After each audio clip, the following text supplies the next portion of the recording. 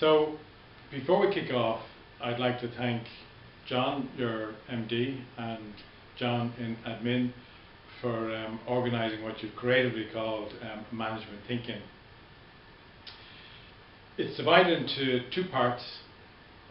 The first part is 4 lecture type sessions, 2 today and 2 tomorrow.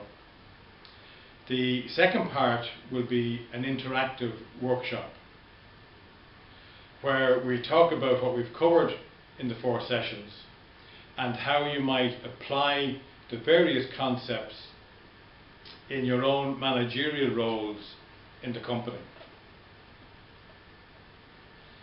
The learning or knowledge retention method that we use is a simple method of understand, discuss, apply.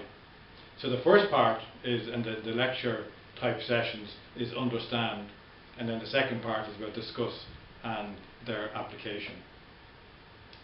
Today and tomorrow we'll do a 60-minute session starting at 12, and then break for lunch and do another 60-minute session at 1:30.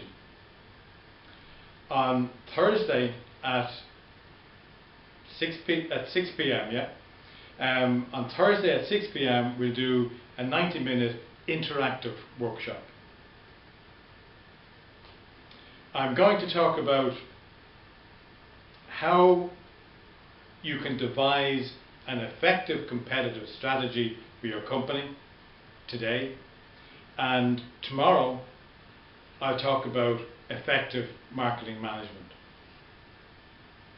Now, I'm conscious that some of you are on a tight schedule, and I really appreciate you being here today.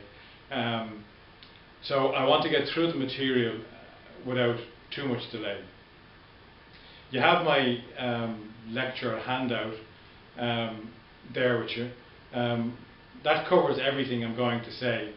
But if you have any questions as we go along, just jot them down and we can have an informal Q&A over lunch maybe, and then I'll do a full Q&A at 2:30.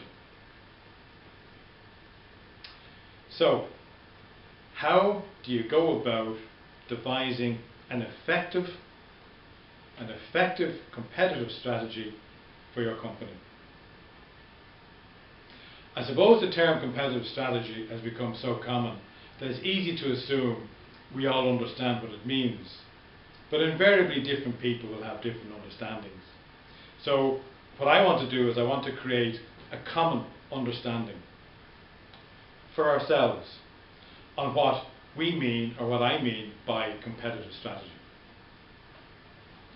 Competitive means the same in sports, politics or business. You compete to outperform your rivals. And strategy simply means a plan of how to outperform your rivals. Usually a long-term plan. Tactics refers to short to medium term.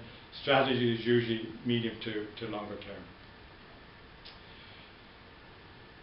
And of course there has to be a goal or goals which motivate you, the company, to compete.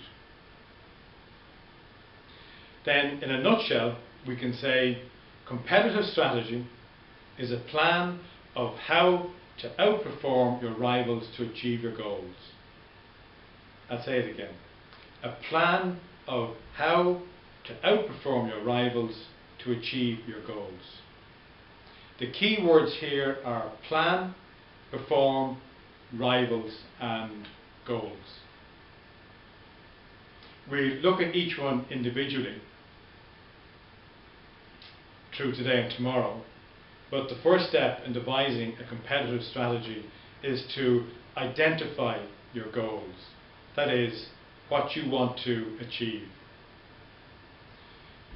For now, at this overview stage, we'll just take an overview of what I'll be doing over the next few days.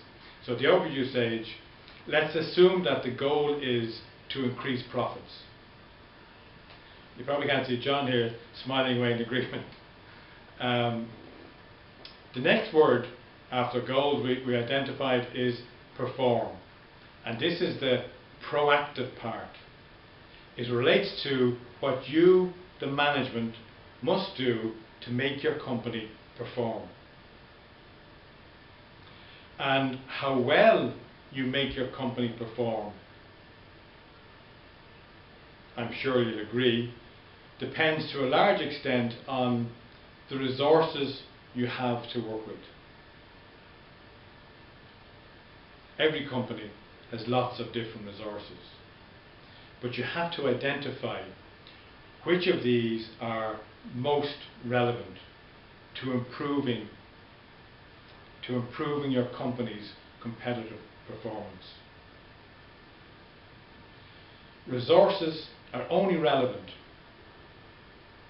if they can be used to help you improve the performance of your company in a way that's important to the buyer. They're only relevant if they can be used to help you improve the performance of your company in a way that's important to the buyer. If it's not important to the buyer,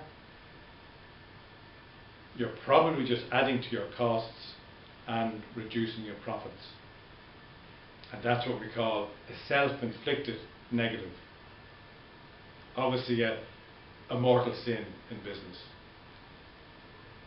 Now, to help you identify your company's relevant resources, we can divide them into three categories: tangible, intangible, and personal. Tangible resources are anything physical that your company owns or controls. They might be the level of stock you carry, your very impressive fleet of trucks that I was looking at the other day, your refrigeration equipment, or maybe something like your cash at bank. Whatever the specifics are, you can identify them, and then we can have a look at them next Thursday.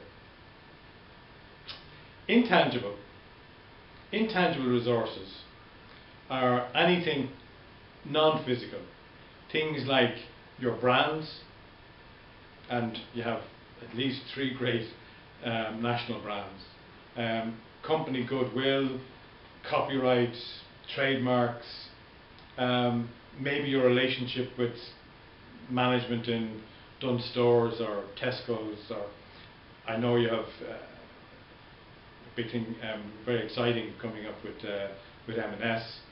I have some personal experience, not with M&S, but with Dunnes Stores, and remind me of that on Thursday. It's a little anecdote about Margaret Heffernan in dealing with Dunnes. Anyway, personal resources. I digress very easily. Personal resources refers to human skills that the company has, maybe in product development, design, okay, sales. Salespeople are always very good at self-promotion. I suppose it comes with the territory. But in fact, it could be any part or part of a part of your business, provided you can use them to improve your company's competitive performance.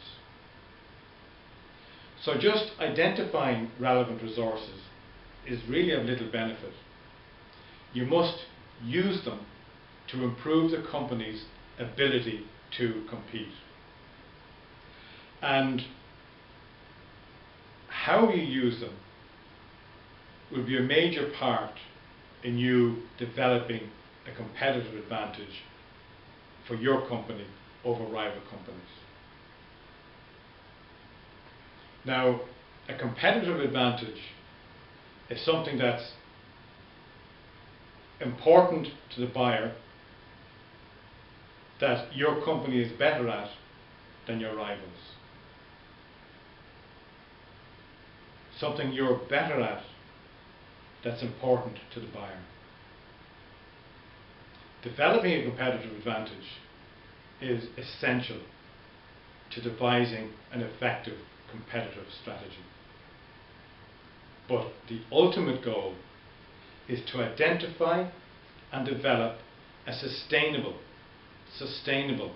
competitive advantage.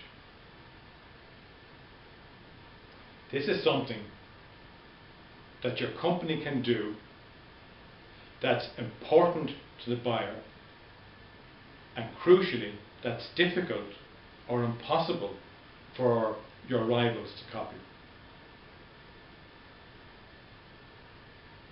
And it's one of the key concepts I'll be talking about today. How you can identify and develop a sustainable competitive advantage for your company.